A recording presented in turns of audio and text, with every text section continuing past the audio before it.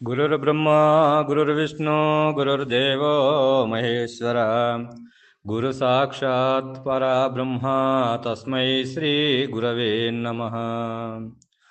श्रीमत्कारुणिकं महागुणनिधिं पूर्णप्रभाभासुरं निर्द्वन्द्वं निरपेक्षकाममलं निस्सङ्गमाद्यं विभुं नित्यानन्दमयं निरीहमतुलं निर्मुक्तकर्मादिकं श्रीकृष्णाख्यगुरुं भजेह्यमनिशं श्रीसिद्धसन्तोषनं वेदशास्त्रविधिख्यातं पूर्णबोधोपदेशिकं सुगुणाकरं दयानन्दं राजयार्यगुरुं भजे।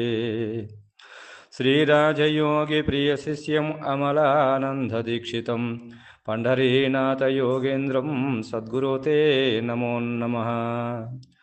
अस्मद्गुरुसमारम्भां कृष्णसान्धीपमध्यमां श्रीमहाविष्णुपर्यन्तां वन्दे गुरुपरम्पराम्। పరంపర గురువులకు వందనములు.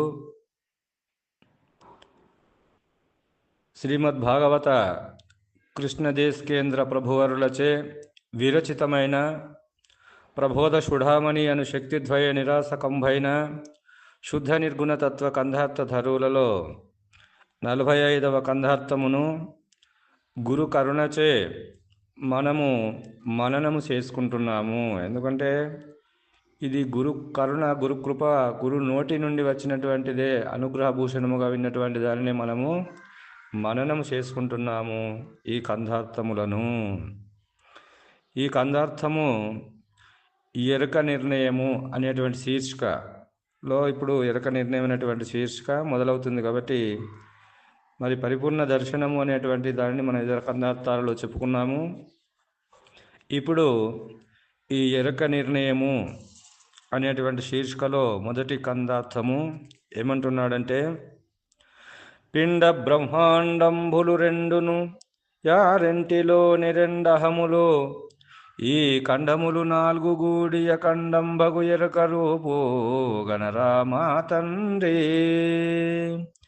ఇది తెలిపిన ఘనుడే తల్లిదండ్రి ఖండాఖండములుగా గణిపించే ఎరుకనే దండిదానెటి యుద్ధండోల కళనైనా గణరామా తండ్రి ఇది తెలిపిన గనుడే తల్లిదండ్రి అని అంటున్నాడు. అంటే ఇక్కడ పిండాండం అనేటువంటిది ఒకటి, బ్రహ్మాండం అనేటువంటిది ఒకటి. అంటే పిండాండములో ఒక అహము, బ్రహ్మాండములో ఒక అహము. అంటే ఇవి పిండాండం అనేటువంటిది, బ్రహ్మాండం అనేటువంటివి రెండు. పిండాండములో అహము ఒకటి, బ్రహ్మాండములో అహము ఒకటి. ఈ నాలుగింటి చేరిక వలన అఖండత్వము ఏర్పడినటువంటి దానిని ఇక్కడ మనకు అది అఖండపు ఎరక రూపు గణరామ తండ్రి అని తెలియజేస్తున్నాడు ఇక్కడ గురువుగారు. 4 కలిస్తేనే అది అఖండము అనేటువంటి ఒక భావాన్ని మనకి కందార్థములో తెలియజేస్తున్నాడు.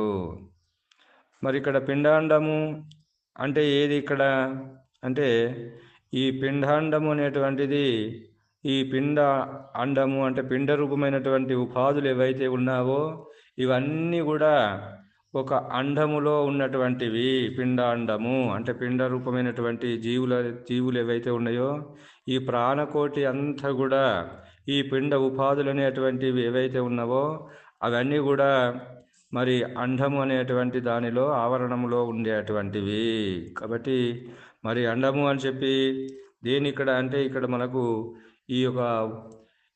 ఈ ఉద్బీజము, సేదజము, అండజము, పిండజము అనేటువంటి 4 రకాల ఏ ఉపాధిని అయితే చూస్తున్నామో ఈ సృష్టి అంతా కూడా గంధ తన్మాత్ర వలన కలిగినది.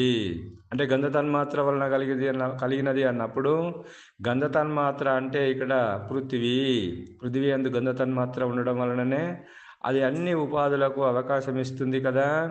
మరి ఆ విధంగానే ఇక్కడ భూమి అనేటువంటిది మరి అన్నిటికీ ఇక్కడ అవకాశం ఇచ్చింది అంటే ఇప్పుడు భూమి మీదనే కదా మనము ఉపాధులు ఏ ఉపాధిని నీవు చూస్తున్నావో, చెట్టును చూస్తున్నావో, గుట్టను చూస్తున్నావో, ఈ ఉపాధులన్నీ కూడా ఎలా ఉన్నాయి మరి ఇక్కడ అంటే ఈ భూమి అనేటువంటిది ఒక గోళాకారము. ఈ గోళాకారములో ఉన్నటువంటి దాని లోపట్నే ఈ యొక్క మరి పెద్ద పెద్ద పర్వతాలు ఉన్నవి, మరి సముద్రాలు ఉన్నవి, మరి నదులు ఉన్నవి, ఈ కీకారణ్యం అనేటువంటి ఒక చెట్ల సమూహం అనేటువంటి అడవులు ఉన్నవి, ఎడారులు ఉన్నవి, మరి ఎన్నో రకాల జాలములు ఉన్న జంతువులు ఉన్నవి, మరి మానవులము ఉన్నాము, క్రిమికీటకాదులు ఉన్నవి, మరి అండజము నుంచి గుడ్డు నుంచి పుట్టినటువంటి పక్షులు, ఎన్నో రకాల పక్షులు మరి ఉన్నవి కదా. మరి ఇవన్నిటికీ అవకాశం ఇచ్చేది ఇక్కడ ఏది ఇక్కడ అంటే భూమి.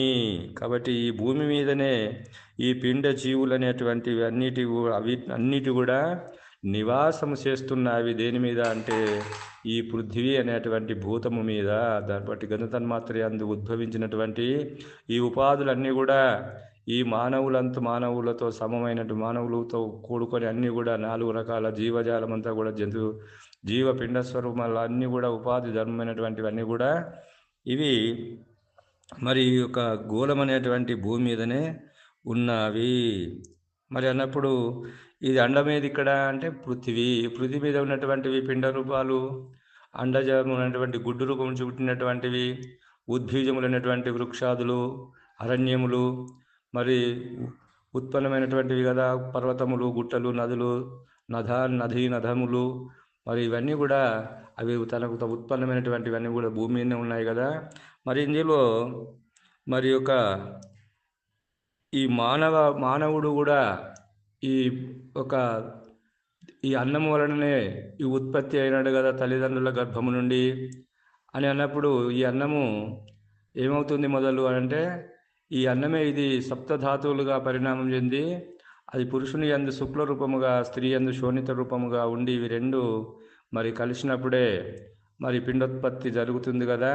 అందువరకు మనకు ఈ ఉత్పత్తి అనేటువంటిది ప్రతి ఒక్క ప్రాణి ఎలా ఉత్పత్తి అవుతుంది అంటే ఈ యొక్క కలయిక వలన కలిగినటువంటి ఉపాధులు, కొన్ని కలయిక లేనటువంటి వాటి వలన కలిగేటువంటి ఉపాధులు కూడా ఉన్నవి. అంటే ఈ పిండోత్పత్తి పిండం నుంచి కలిగినటువంటి ఒక మనుషులేనా అంటే మనుషులు కాదు, మృగములు, జంతువులు ఇవన్నీ కూడా పిండ రూపం నుంచి ఏదైతే ఉత్పన్నమవుతుందో అవన్నీ కూడా పిండజములు. మరి ఆ విధంగానే ఇక్కడ అండజము అంటే పక్షి నుండి పుట్టినటువంటివి. పక్షి అంటే ద్విజన్మ అని కూడా, పక్షికి గుడ్డు నుంచి అంటే పుట్టినటువంటి పక్షులు ఏవైతే ఉన్నావో వాటికి ద్విజన్ములు అని పేరు. అంటే మొదలు గుడ్డు, ఆ గుడ్డు నుండి పిల్ల వస్తుంది కాబట్టి దానికి ద్విజన్మ అని పేరు. అంటే మరి ఇక్కడ మానవులలో కూడా, మనుషులలో కూడా ద్విజన్మ అనేటువంటివి కూడా ఉన్నారు. ఎవరు ఇక్కడ ద్విజన్ములు అంటే ఈ యొక్క తల్లి గర్భము నుండి పుట్టినటువంటి ఏ శరీరంలో ఉపాధిలో పెరుగుతున్నాడో ఈ పెరిగినటువంటి వీడు మరి ఒక గురువుని చేరినప్పుడు ఆ గురువు మంత్రోపదేశం వలన మరి ఆ యొక్క ద్విజన్మ అనేటువంటిది ఒక మాంసపు పిండ రూపంలో ఉన్నటువంటి ఏదైతే ఉన్నదో మాంసపు ముద్ద పిండ రూపంలో ఉన్నటువంటిది అది మంత్రపిండముగా మార్పు చెందుతుంది కాబట్టి దానినే ద్విజన్మ అన్నారు. అందువరకే భగవద్గీతలో కృష్ణుడు జన్మనా జాయతే శూద్ర కర్మణే జాయతే ద్విజ వేదపాఠాంతు విప్రాణం బ్రహ్మజ్ఞానాంతు బ్రాహ్మణ అని అన్నాడు కదా. మరి జన్మనా జాయతే శూద్ర అంటే పుట్టినప్పుడు అన్నీ కూడా ప్రతి ఒక్క ఉపాధి, ఏ ఉపాధి అయితే చూస్తున్నావు అదంతా కూడా శూద్ర మలస్వరూపం నుంచి పుట్టినటువంటిదే. ఈ మలస్వరూపం నుంచి పుట్టినటువంటి ఏ జీవైతే ఉన్నదో మరి అదంతా కూడా మరి ఏ మానవులైతే ఉన్నారో, పశుపక్షాదులైతే ఉన్నదో, మరి ఏ మృగములైతే ఉన్నాయో, జంతువులు అయితే ఉన్నదో వాటితో సమానమే. ఎప్పుడైతే గురువుని చేరుతున్నాడో ఆ వివేకం అనేటువంటిది అభివృద్ధి కలిగి ఈ సృష్టి ఎలా జరిగింది, నా పరిణామం ఎక్కడి నుంచి జరిగింది అని ఎప్పుడైతే వివేక జ్ఞానం కలుగుతుందో అది మంత్రోపదేశం వలననే, గురువు మంత్రోపదేశం వలననే ఆ విజ్ఞానం అనేటువంటిది కలుగుతుంది. కాబట్టి దానినే మనకు జన్మనా జాయతే శూద్ర కర్మనా జాయతే ద్విజ. మరి చేసుకున్నటువంటి ఏ కర్మమైతే ఉన్నదో పూర్వజన్మ సుకృత కర్మ ఫల పుణ్య విశేషం వలన ఆ గురువు ద్వారా ద్విజన్మ అనేటువంటిది ఆ మంత్రపిండంగా మార్చి గురువుడు మరి లోకానికి అందజేసినాడు కాబట్టి మనని ద్విజన్మ.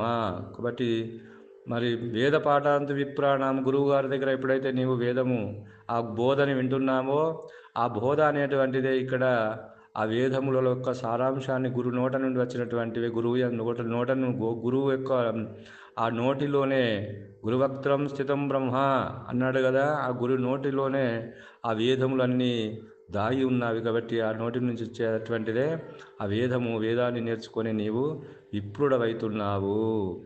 మరి బ్రహ్మజ్ఞానాంతు బ్రాహ్మణ, ఏ బ్రహ్మస్వరూపం అయితే ఉన్నదో సృష్టికి మూలమైనటువంటిది, నీలోనే ఉన్నటువంటి కారణమైనటువంటి వస్తువు అది బ్రహ్మస్వరూపం అని ఎప్పుడైతే తెలుసుకుంటావో నీవే బ్రాహ్మణుడవు అని చెప్పి మనకు భగవద్గీతలో చెప్పినాడు కదా. మరి ఆ విధముగా ఇక్కడ ఈ జన్మ అనేటువంటిది మరి ఎలా ఎత్తింది అంటే, ఇక్కడ పిండాండం అనేటువంటిది మరి ఇక్కడ ఈ యొక్క అన్నము గంధతన్మాత్ర ఏదైతే ఉన్నదో ఆ గంధతన్మాత్ర వలన ఏర్పడినటువంటి అన్నము మరి అది తండ్రి గర్భము లోపల శుక్లమై తల్లి గర్భము లోపల శోణితమై ఇవి రెండు ఆ కలిసినటువంటి చోటు నుండే ఉత్పత్తి స్థానము మనం ఉత్పత్తి అయినాము కదా. అందుకొరకు భగవత కృష్ణ దేశకేంద్రుల వారు నీరాంశము అసృక్కు బోధన సారంభురేతస్సు ఈరెంటి సమ్మిశ్రంబే ధారుని తనువై వెలసెను నారీనర సంగ్రమమున నయగుణరత్న అని అన్నాడు కదా. మరి ఆ విధంగానే ఈ పృథివీ అనేటువంటిది భూతమైతే ఉన్నదో ఆ పృథివీ, ఈ జలము, ఈ పృథివీ యొక్క ఆ అన్నము శుక్ల స్వరూపమవుతుంది తండ్రి గర్భము లోపట. మరి జల సూక్ష్మాంశం ఏదైతుంది అది శోణితమవుతుంది తల్లి గర్భము లోపట. ఇవి రెండు కలిసినప్పుడు అది ముద్ద అవుతుంది. ఆ ముద్దనే పరిణామం చెంది పిండరూపం చెందుతుంది. ఆ పిండరూపమే మరి అది శరీర ఆవరణములతో ఆ అవయవములతో ఒక శరీరం అనేటువంటిది రూపాన్ని కనబడుతుంది కదా. అప్పుడు ఆ అగ్నితత్వం అనేటువంటిది కూడినప్పుడు ఆ శరీరం అనేటువంటిది ఏర్పడుతుంది. అన్నప్పుడు ఎన్నిటి వల్ల ఏర్పడింది శరీరము అంటే పృథివీ జలము అగ్ని వలన ఈ శరీరం అనేటువంటిది స్థూల శరీరము ఏర్పడింది. ఎలా అంటే ఇప్పుడు కుండ ఉన్నది, ఆ కుండ ఏదైతే ఉన్నదో ఆ కుండని మనం చూసినట్లయితే మొదలు అది మన్ను. ఆ మన్ను ఈ జలంతో ఎప్పుడైతే ఆ మన్నును ఆ యొక్క మట్టిలో పోసి ఎప్పుడైతే తొక్కుతున్నామో అది ముద్ద అవుతుంది. ఆ ముద్దని వాడు కుండగా తయారు చేసి సారె మీద పెట్టి తిప్పినప్పుడు అది కుండగా తయారవుతుంది.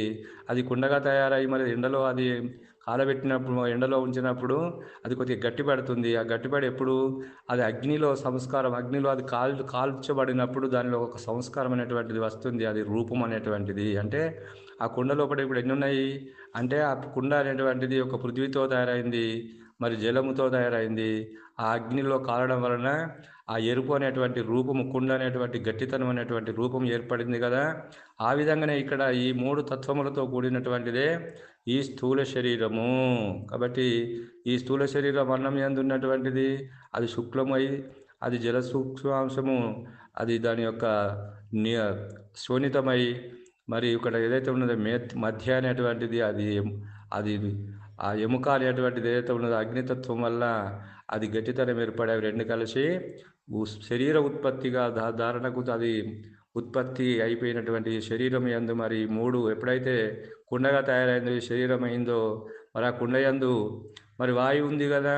ఆ వాయువు మనం ఎండల అది ఒక ఆ కుండని తీసుకుపోయి మనం నీటిలో ముంచినట్లయితే బుడబుడా అని శబ్దం వస్తుంది కదా. బుడబుడా శబ్దం ఎప్పుడైతే వస్తుందో అందులో వాయువు ఉంటేనే అది ఆ శబ్దం అనేటువంటిది వాయువు ఆ జలము లోపలికి ప్రవేశించడం వలననే బుడబుడా అనేటువంటి శబ్దము వస్తుంది. అన్నప్పుడు వాయువు ఆ కుండ యందు దాగి ఉన్నది. మరి ఆ కుండని మనం అంగట్లో కొనుక్కునేటప్పుడు ఇట్లా ఏలుతో ఇట్లా కొడదన్నప్పుడు కరకర అనే శబ్దం వస్తుంది కదా. అన్నప్పుడు దాని లోపల శబ్దం అనేటువంటిది ఆకాశము కూడా దాగి ఉన్నది. మరి ఆ కుండ తెలుపకనే కుండ అని తెలుపుతుంది కదా. జడ పదార్థం అయినా కూడా ఆ కుండ తెలియజేస్తుంది కదా. అంటే దాని అందు కూడా తెలివి, జడరూపమైనటువంటి వస్తువు అందు కూడా తెలివి దాగి ఉన్నట్లు మరి మన శరీరం అనేటువంటిది మూడిటితోని పృథివీ జలము అగ్నిలతోని ఈ శరీరం తయారైంది కదా. ఇది స్థూల శరీరము. మరి ఈ స్థూల శరీరం యందు మరి సూక్ష్మమైనటువంటి శరీరం ఉంది కదా. అది ఏంటిది అంటే ఇక్కడ ప్రాణము అంటే వాయుతత్వం ఎలా ఉంది మన లోపల అంటే ప్రాణము ఉచ్ఛ్వాస నిశ్వాసంగా అది ఉన్నది. మరి అన్నప్పుడు మరి అది ఆకాశం ఎట్లా ఉంది ఇక్కడ అంటే అది వాగ్మయ స్వరూపంగా ఉంది కదా. శబ్ద స్వరూపంలో మన లోపల శబ్దం వస్తుంది కదా. మరి మనం మాట్లాడుతున్నాం కదా, చేస్తున్నాం కదా, ఇదంతా శబ్దము అది ఆకాశ గుణం కాబట్టి అది వాక్ రూపంలో మన యందు ఉన్నది. మరి ఆత్మ ఎలా ఉంది అంటే అది జ్ఞాన రూపంలో ఉన్నది. అందుకొరకు సత్య జ్ఞానానంద స్వరూపమే దాని స్వరూప లక్షణము ఆత్మగా చెప్పినారు కదా. మరి ఆత్మ ఎలా ఉంది అంటే అది జ్ఞాన రూపముగా ఉన్నది అన్నప్పుడు ఈ మూడు కలిస్తేనే ఇది సూక్ష్మ శరీరము. కాబట్టి ఈ సూక్ష్మ శరీరం అనేటువంటిదే లింగ శరీరము. కాబట్టి ఈ స్థూలములో సూక్ష్మం అనేటువంటి శరీరము లింగ శరీరము అన్నప్పుడు ఈ మూడు కలిస్తేనే మూడు పదార్థములతో కూడినటువంటిది స్థూల శరీరము, ఈ మూడు పదార్థములతో ఏర్పడినటువంటిది సూక్ష్మ శరీరము, అదే లింగ శరీరము. కాబట్టి వేదాంతంలో మరి 4 శరీరాలు అని చెప్పినారు కదా. ఇక్కడ మనకు శివరామ దీక్షితుల వారు తెలియజేసింది ఒకటే శరీరము ఒకటే అవస్థ. కాబట్టి అది ఏది అదంటే అది గుర్తెరిగేటువంటి శరీరమే శరీరము, దాని అవస్థనే స్వప్నము. కాబట్టి మరి అది గుర్తెరిగే శరీరం అనేటువంటిదే అది శరీరం అన్నప్పుడు ఈ మూడిటితో కూడుకున్నటువంటిదే గుర్తెరిగే శరీరము అన్నప్పుడు కూడా మరి దీని లోపల ఎరుక అంటే కూడా 3 పదాలు వస్తున్నాయి కదా.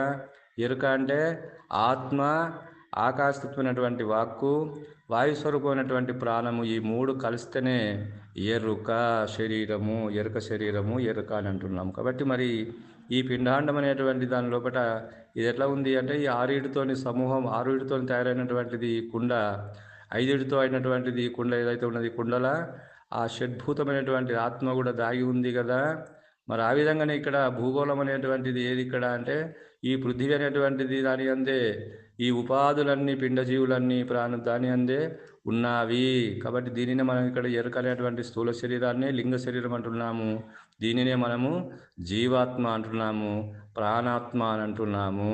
కాబట్టి ప్రతి ఒక్క ప్రాణి జీవాత్మ అనేటువంటిది ఏ ఉపాధిలో చూసినా ఇది ఉన్నది అని అన్నప్పుడు మరి దీనికి ఆధారం ఇది దీని అందున్నటువంటి ఉపాధులన్నీ కూడా ఈ పృథివీ అయినటువంటి గోళం అందున్నవి. ఈ పృథివీ ఎంతవరకు ఉన్నదో అంతవరకు దీన్ని ఆశ్రయించేది ఉన్నది ఇక్కడ అంటే జలము ఉన్నది. జలమును ఆశ్రయించి అగ్నితత్వం ఉన్నది. కాబట్టి అగ్నితత్వమును ఆశ్రయించి దాని చుట్టూ ప్రదక్షిణ చేసేటువంటిది వాయువు ఆశ్రయించున్నది. వాయువును ఆశ్రయించి ఆకాశం ఉన్నది. ఆకాశం అంతా దాన్ని ఆశ్రయించి ఆత్మ ఉన్నది అన్నప్పుడు ఈ పిండాండం అనేటువంటి దాని లోపల ఒక అహము ఉన్నది. పిండాండం అనేటువంటి శరీరములో ఈ యొక్క అహం అనేటువంటిది ఈ గుర్తెరిగేటువంటి శరీరము దీని లోపల ఒకటి అహం అనేటువంటిది ఉన్నది. అంటే పిండాండము ఈ పిండ శరీరము ఈ పిండ శరీరములో ఒక అహము ఒకటి ఉన్నది అని చెప్పి మనకు తేలిపోయింది. కాబట్టి ఇప్పుడు మళ్ళీ పిండాండం అనేటువంటిది ఇది. అంటే పిండాండం అంటే ఈ పంచభూతం వంశములతో కూడుకున్నటువంటి స్థూల శరీరము యందు మరి ఆ గుర్తిరిగేటువంటి శరీరము తెలివి రూపకంగా ఉన్నటువంటి ఏ చైతన్య పదార్థం అయితే ఉన్నదో అది ఈ మూడిటితో కలిసి మన లోపల సూక్ష్మ శరీరంగా లింగ శరీరంగా ఉన్నది. అదే అహము, అదే జీవాత్మ, అదే ప్రాణాత్మ. కాబట్టి ఇప్పుడు ఒకటి శరీరము పిండ శరీరము ఒకటి అహం అనేటువంటిది తేలిపోయింది. మరి ఇప్పుడు రెండవది ఏంటిది బ్రహ్మాండము అన్నప్పుడు బ్రహ్మాండము అని అన్నప్పుడు ఈ బ్రహ్మాండం అనేటువంటిది ఎట్లా ఉంది ఇక్కడ అంటే ఈ బ్రహ్మాండం అనేటువంటిది ఈ యొక్క మరి మనకు కంటికి కనబడినటువంటి దానిని మనం ఏమంటాము అద్భుతమైనటువంటి దృశ్యాలను మనం ఎప్పుడైనా చూసినప్పుడు అందుకొరకే ఆ బ్రహ్మాండం అనేటువంటిది వర్ణస్వరూపమైనటువంటి విశ్వరూపాన్ని అంతా కూడా మరి ఆ ఒక అర్జునునికి తెలియజేసినాడు కదా శ్రీకృష్ణమూర్తి. అది విశ్వరూపం అని చెప్పి తెలియజేసినాడు కదా. అదే జగత్ అనేటువంటి విశ్వరూపాన్ని అది వర్ణస్వరూపమైనటువంటిది అది ఎప్పుడో కొన్ని మనం అద్భుతమైనటువంటి చూసినప్పుడు బ్రహ్మాండంగా ఉంది అని అంటాము కదా. మరి ఆ విధంగానే మరి ఇక్కడ బ్రహ్మాండం అంటే ఎంతవరకు ఇది అంటే అవ్యక్తము మహత్తు మహదాంకారము పంచతన్మాత్రలు పంచమహాభూతములతో కూడుకున్నటువంటిదే ఈ జగత్తు. కాబట్టి ఈ జగత్తంతా కూడా బ్రహ్మాండము. కాబట్టి పంచభూతములతో ఏర్పడినటువంటిదంతా కూడా పిండాండము. ఈ పిండాండం ఎందుకు అహం ఉన్నదని మనం తెలుసుకున్నాం కదా. మరి ఆ విధంగానే ఇక్కడ జగత్తు అంటే కూడా ఈ జగత్స్వరూపమైనటువంటి విశ్వము. ఈ విశ్వం అనేటువంటిది కూడా ఇది బ్రహ్మాండము. కాబట్టి బ్రహ్మాండం యందు ఎట్లా ఉన్నాయి ఇవి అని అంటే మరి ఇక్కడ ఈ యొక్క పంచమహాభూతములు ఇక్కడ పంచభూతములు లేవు. ఏమున్నాయి ఇక్కడ ఆ వర్ణాత్మకమైనటువంటి ఒక వర్ణాత్మకమైనటువంటి రంగుల ప్రపంచం అది. ఆ రంగుల ప్రపంచం అనేటువంటిది వర్ణస్వరూపమైనటువంటి పంచమహాభూతములతో కూడుకున్నటువంటిదే ఆ జగత్తు. జగత్తు అంటే చెప్పుకున్నాము కదా, జ అంటే జననము, గత్ అంటే మరణం. జనన మరణములతో కూడుకున్నటువంటిదంతా కూడా ఆ జగత్ స్వరూపమైనటువంటిది, జగత్ అనేటువంటిది. ఆ జగత్తుని పరిపాలించేటువంటి వాడు ఎవడు ఇక్కడ అంటే పరమాత్మ. ఇక్కడ ఎవరు పిండాండం ఏంటంటే జీవాత్మ. ఆ పరమాత్మ ఎలా ఉన్నాడు మరి ఇక్కడ అని అన్నప్పుడు, ఈ పంచమహాభూతములు అనేటువంటివి వాహనములుగా ఉన్నవి.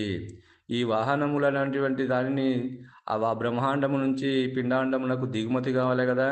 ఆ దిగుమతి చేసేటువంటి వారు ఎవరిక్కడ అంటే ఈ యొక్క బ్రహ్మ, విష్ణు, ఈశ్వరుడు, రుద్రుడు, సదాశివుడు అంటే పంచాది దేవతలు ఎవరైతే ఉన్నారో ఆ పంచాది దేవతల నుండి సృష్టి, స్థితి, లయ, విస్తీర్ణ, ఆకర్షణ ఈ అనేటువంటిది సృష్టి, స్థితి, లయ, విస్తీర్ణ, ఆకర్షణలు అనేటువంటి చేసేటువంటి క్రియలు ఏవైతే ఉన్నారో పంచాది దేవతలు, ఆ దేవతలకు మరి యొక్క పంచభూతముల ద్వారా, వాహనముల ద్వారా ఈ పిండాండమునకు దిగుమతి చేస్తున్నారు. వేటిని దిగుమతి చేస్తున్నారు అంటే, ఇప్పుడు మనకు హైదరాబాద్ నుంచి ములుగు దిగుమతి రావాలి వస్తువులు అంటే ఒక ట్రాన్స్పోర్ట్. ఆ ట్రాన్స్పోర్ట్ హైదరాబాద్ నుంచి ఆ ట్రాన్స్పోర్ట్లో వేస్తే ఈ ములుగు వస్తాయి, ములుగు దుకాణంలో అమ్మబడుతున్నవి కదా, కొనుగోలు చేస్తున్నారు కదా ఇక్కడ నుంచి అన్నప్పుడు అది బ్రహ్మాండం అనేటువంటిది హైదరాబాదు, పిండాండం అనేటువంటిది ములుగు. అంటే బ్రహ్మాండం నుండి అనేటువంటి పంచమహాభూతముల ద్వారా ఈ గుణస్వరూపమైనటువంటివి ఏంటి ఇక్కడ అంటే తన్మాత్రలు. ఆ తన్మాత్రలని దిగుమతి చేస్తున్నారు ఎవరిక్కడ అంటే పంచాది దేవతలు.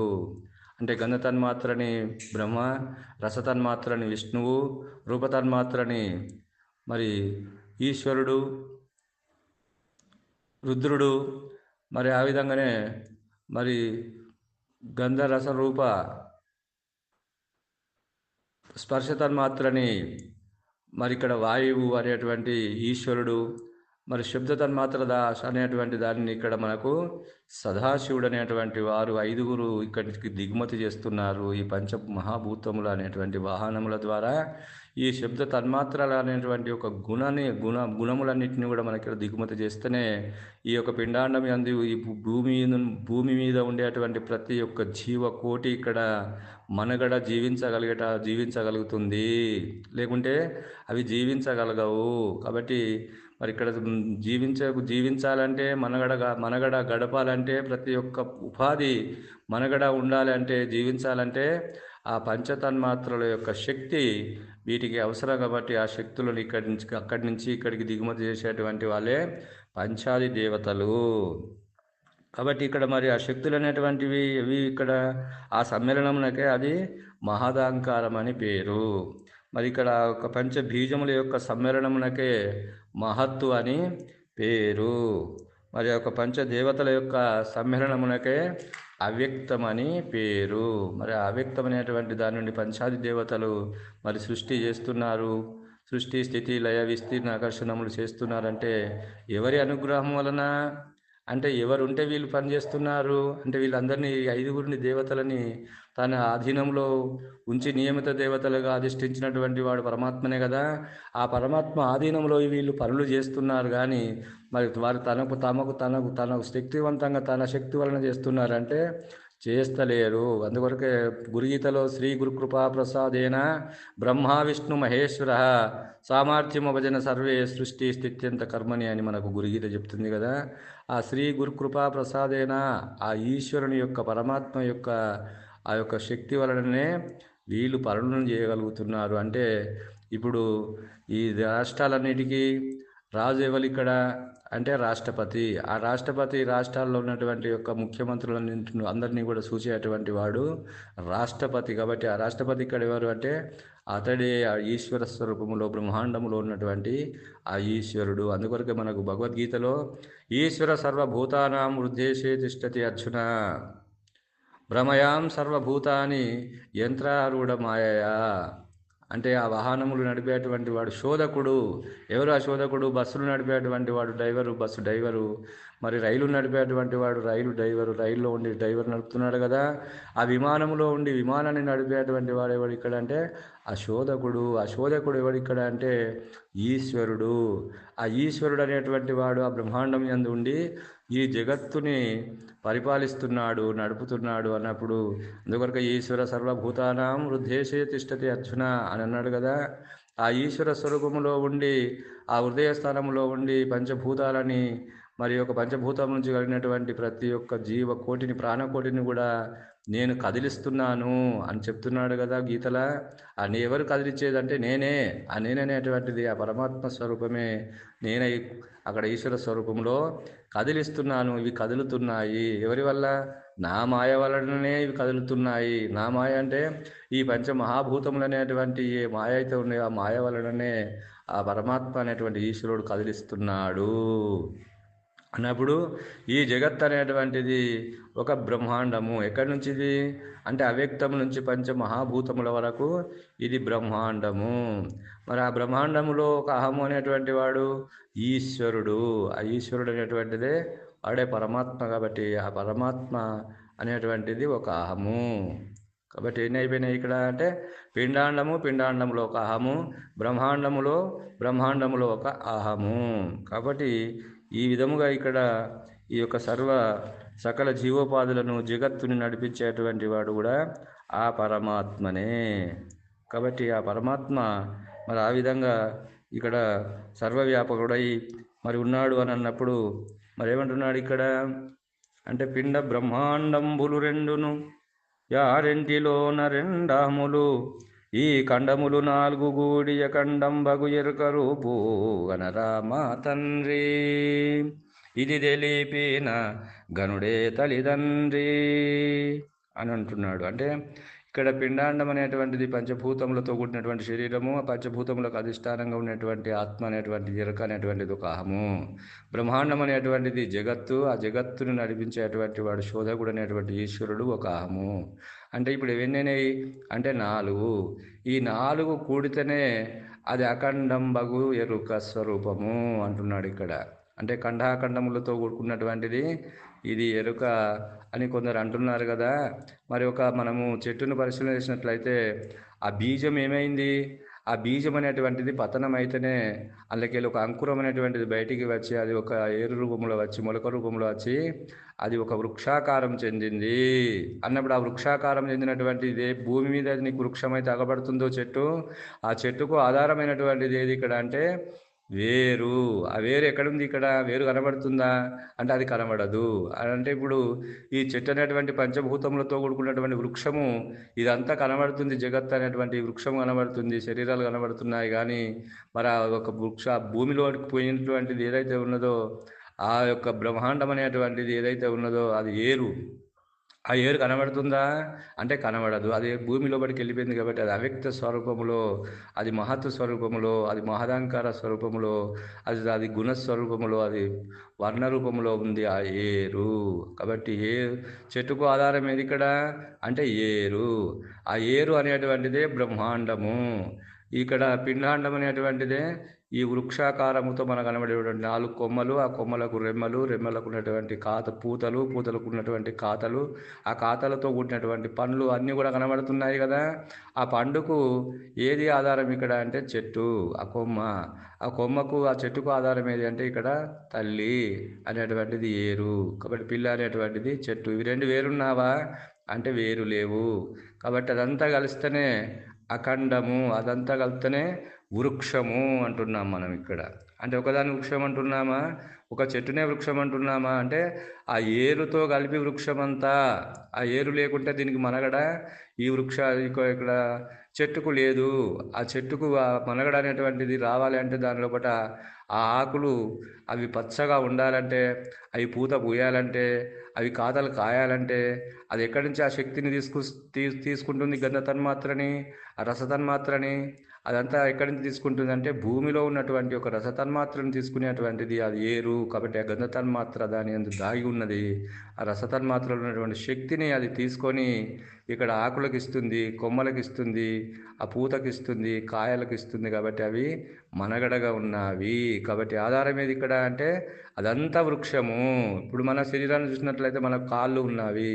ఈ కాళ్ళకు మనకు నడుము ఉంది కదా, మొండెము. ఈ మొండానికి 2 చేతులు ఉన్నవి, ఇదొక భాగము. ఈ చేతులు చూసినట్లయితే మనకు మీదే ఉన్నది అంటే మెడ ఉన్నది. అందుకొరకు భద్రాద్రిలో కొండ మీదను పెద్ద గుండొక్కటుండును, గుండు నలుమనల్ల 2 గుండ్లు, గుండ్ల మధ్యమున నాతి నొక్కతి నుండు, నాతి అందున కోతి నొక్కతి యొండు, కోతి ఏ జగమెల్ల చూచుచుండు అన్నాడు కదా. మరి ఆ విధంగా ఇక్కడ మనం చూసినట్లయితే కాళ్ళు ఉన్నవి, కాళ్ళు ఒక మొండెం ఉంది, ఆ మొండెంలో చేతులు ఉన్నాయి, చేతుల మీద తల ఉంది. ఇదంతా కలిపితేనే శరీరము. ఇదంతా కలిపితేనే దీనికి పేరు సాంబయ్య అనేటువంటి పేరు.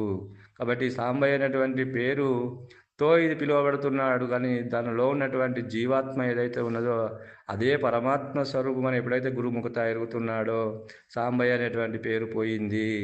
కాబట్టి ఈ దేహాభిమానం అనేటువంటిది పోయింది, పోతుంది. కాబట్టి అది పరమాత్మ స్వరూపం అనేటువంటిది, నేనే పరమాత్మ స్వరూపాన్ని ఎప్పుడైతే తెలుసుకుంటున్నావో గురుముఖత, అదంతా అఖండ స్వరూపము. అదంతా కలిస్తేనే వృక్షము. కాబట్టి చెట్టు ఏరు ఇదంతా కలిస్తే వృక్షం అని ఎట్లా అంటున్నాము. కాబట్టి ఇది పిండాండం అనేటువంటిది, ఈ జగత్తు అనేటువంటిది, జగత్తులో ఉన్నటువంటి అహం ఒకటి, ఈ పిండాండంలో ఉన్నటువంటి అహము 4 కూడితేనే అది అఖండ స్వరూపమైనటువంటిది. అంటే అఖండం అంటే కేవల స్వరూపమా అంటే కాదు. అందుకొరకే ఎరుక బ్రహ్మమని జిల శంకర అరియులు తెలివి బ్రహ్మమనుచు తెలిపి వ్యాసు ఎరుక తెలివి గతుల నెరగడు వేమన విశ్వదాభిరామ వినురవేమ అన్నాడు. అంటే ఆ బ్రహ్మముని ఎరక అన్నాడు శంకరుడు అని అన్నాడు. మరి వ్యాసుడు తెలివి అని అన్నాడు. అంటే ఖండాఖండంలో కనిపించేటువంటి దాన్ని దండిది అన్నారు. ఎవరు అంటే వేదాంతములో ఆరితేరినటువంటి వాళ్ళు ఈ ఖండాఖండంలో కనిపించేటువంటిదే దండిదయ్యా అని అన్నారు. అఖండమైనటువంటిది ఎరకనే, అది ఖండాఖండంలో కనిపించేటువంటి అఖండమైనటువంటిది ఇది ఎరక దండిది, ఇది గొప్పది, ఇది శాశ్వతము, ఇది కేవల అఖండ స్వరూపం అని అన్నారు. కానీ అచల ఋషులు అది ఖండాఖండములతో కూడుకున్నటువంటిదే అఖండము. అంటే ఎన్నో అణువులతో కూడుకున్నటువంటిదే ఆ చెట్టు అన్నప్పుడు, బీజం అన్నప్పుడు బీజంలో ఆ చెట్టు దాగిలేదా, ఆ ఆకులు దాగిలేవా, ఆ పండ్లు దాగిలేవా, అవన్నీ ఆ యొక్క బీజం యందు దాగిండి. ఆ బీజమే వృక్షమైంది, ఆ వృక్షమే మళ్ళా ముక్కలు అవుతుంది కదా నాయన. అది అఖండం ఎలా అవుతుంది? రొట్టె అన్నప్పుడు ఎన్నో అణువులతో కూడినటువంటి ఆ పిండి ముద్ద ఏదైతే ఉన్నదో ఆ ముద్ద రొట్టె అయింది, ఆ రొట్టె మళ్ళీ ముక్కలు అవుతుంది కదా చూసుకుంటే. మరి ఆ విధముగా కేవలత్వమైనటువంటి పరిపూర్ణ బట్టబయలు అయితే ఉన్నదో అట్లా ఖండాఖండములుగా మార్పు చెందేటువంటిదా కాదు. కాబట్టి ఖండాఖండములుగా మార్పు చెందేటువంటిదే ఈ ఏకత్వం అనేటువంటిది. ఏకోహం భవిష్యాం ఏకం అనేకం భవతి అనేటువంటి పద్ధతిలో మార్పు చెందింది. కాబట్టి ఇది ఖండాఖండంలో కనిపించేటువంటిది. ఇది అఖండ 4 కూడితే ఇది జీవేశ్వర ఐక్య స్థితి అనేటువంటిది. ఎప్పుడైతే 2 కలుస్తాయో యోగం అనేటువంటిది, అది మరి ఐక్య స్థితి అయినటువంటి దానినే మనకు ఇక అఖండ స్వరూపం అని మనకు ఇక్కడ భాగవత కృష్ణ దేశకేంద్రుల వారు తెలియజేస్తున్నాడు. కాబట్టి గణరామా తండ్రి ఇది తెలిపిన గనుడే తల్లిదండ్రి, తల్లి తండ్రి ఇది తెలిపిన గనుడే తల్లిదండ్రి. తల్లి తన యొక్క పిల్లవాని యొక్క యోగాన్ని చూస్తుంది. అంటే వృద్ధి అయ్యటానికి, పెరగటానికి, అభివృద్ధి అయ్యటానికి ఆ అన్నపానీయములు అనేటువంటి మొదలు పాలు ఇచ్చి ఆ యొక్క శిశువుని పెరగటానికి దోహదపడుతుంది. తర్వాత ఆ యొక్క గోరు ముద్దలు తినిపించి ఆ యొక్క తల్లి దోహదపడి శరీరాన్ని పెరగటానికి అది ప్రయత్నం చేస్తుంది. కాబట్టి తల్లి యోగాన్ని చూస్తుంది, తండ్రి క్షేమాన్ని చూస్తాడు. కాబట్టి పిల్లవానికి కావలసినటువంటి ఒక సదుపాయాన్ని ఏర్పడతాడు. మరి అతడు ఒక ఆకాంక్ష, ఒక చదువుకొని ఒక 10th డిగ్రీ, మరి అతడు ఒక బీటెక్ చేసిన తర్వాత ఒక డాక్టర్ కావాలో, ఇంజనీర్ కావాలో, ఒక ప్రబుద్ధుడు కావాలనేటువంటి క్షేమాన్ని కోరుకుంటాడు తండ్రి. మరి ఆ విధంగా ఇక్కడ గురుమూర్తి మరి ఆ ఖండాఖండములుగా కనిపించేటువంటిది ఏదైతే ఉన్నదో అదంతా ఒక యోగము ద్వారా నీకు జీవైక్య శివైక్య స్థితిని ఈ పిండాండములు ఉన్నటువంటి ఒక ఏ జీవాత్మ ఉన్నాడో అది పరమాత్మ స్వరూపమే, అన్యము కాదు అని చెప్పి, అది ఖండాఖండములతో కూడుకున్నటువంటిదే, అది అఖండ స్వరూపం అనేటువంటి దానిని, అది కేవల అఖండము కాదు, అది ఖండాఖండములుగా మార్పు చెందినటువంటిది, అది పరమాత్మ స్వరూపమే. ఈ విధముగా జీవాత్మగా పరిణామం చెందింది, ఈశ్వరత్వముగా పరిణామం చెందింది తానే కాబట్టి అని తెలియజేస్తూ, ఈ మనం ఏమంటున్నాడు, గణరామ తల్లిదండ్రి గణరా గనుడే తల్లిదండ్రి ఖండాఖండములుగా కనిపించే ఎరుక అనే దండిదనేటి ఉద్దండుల కలనైన గణరామ తండ్రి అంటున్నాడు ఇక్కడ. ఆ ఖండాఖండములుగా కనిపించేటువంటిది దానిని, అది దండిది అనేటువంటి వాళ్ళు ఎవరు అంటే ఇక్కడ ఉద్దండులు అంటే వేదాంతములు ఆరితేరినటువంటి వాళ్ళు, వేదాంతులు దాన్ని దండిది అన్నారు ఇక్కడ. మరి మన భాగవత కృష్ణ దేశకేంద్రుల వారు ఏమంటున్నాడు, మరి కలనైన గణరామ తండ్రి వీళ్ళందరూ కూడా కలలో ఉన్నటువంటి వాళ్ళే, కలలో ఉన్నటువంటి జగత్తే, కలలో ఉన్నటువంటిదే ఈ పిండ బ్రహ్మాండములంతా కూడా ఒక కళస్వరూపము. కాబట్టి ఈ కళనే దండిది అనేటువంటిది ఉద్దండులందరూ కూడా కళనే దండిదని ఒప్పుకుంటున్నారు. కాబట్టి ఈ కళ నుండి మేల్కొల్పుతున్నాడు మనకు భాగవత కృష్ణ దేశకేంద్రుల వారు. ఈ కందార్థము నుంచి పిండ బ్రహ్మాండములు, ఈ రెండిటిలో రెండు అహములు అనేటువంటిది అఖండ స్వరూపమైనటువంటి దాని ఉన్నదో అదే ఎరుక. ఆ ఎరుకనే అది కళ. అందుకొరకు ఎరుక అనే కళ లోపల నేను అరుదెంచితి మీరలట్లు అరుదెంచితిరి ఎరుక జన నేరు మీరలు ఎరుకతో జనవార మనసు ఎరిగేటి కొరకు ఈ గ్రంథము చేస్తే అన్నాడు కదా. ఆ విధంగానే ఆ ఎరుక అనేటువంటిది, అఖండమైనటువంటి ఎరుకనే ఒక కళ అన్నప్పుడు, ఆ కళ అనేటువంటిది గుర్తెరిగే శరీరం అనేటువంటిది కళనే, అది తోచినటువంటిది లేనటువంటి దానిని ఉన్నది అని ఉద్దండులు చెప్పినారు. నాయన నీకు నేను లేదు అని సూచన చేస్తున్నానని చెప్పి కందార్థము ద్వారా భాగవత కృష్ణ దేశకేంద్రుల ప్రభువర్యులు మనకు తెలియజేస్తున్నాడని తెలియజేస్తూ ఇంతటితో ఈ కందార్థంని ముగిస్తున్నాను. జై బలో సద్గురు ప్రభు మహారాజుకు జై. సర్వం సద్గురార్పణం.